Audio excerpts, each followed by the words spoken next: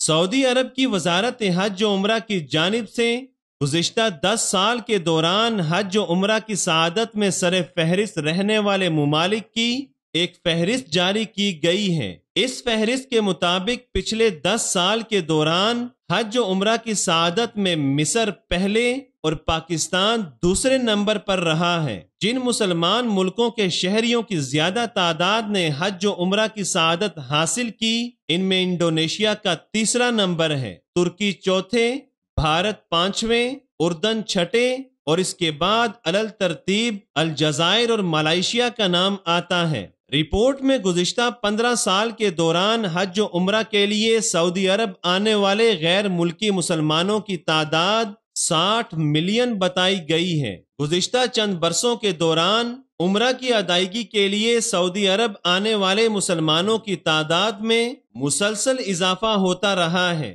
یہی وجہ ہے کہ چند برسوں کے دوران معتمرین کی تعداد 6 لاکھ سے بڑھ کر 60 لاکھ تک جا پہنچی ہے۔ سفر المظفر سے رمضان المبارک تک تقریباً 1 ملین یعنی 10 لاکھ سے زائد مسلمان فریضہ عمرہ کی ادائیگی کے لیے حجاز مقدس پہنچتے ہیں۔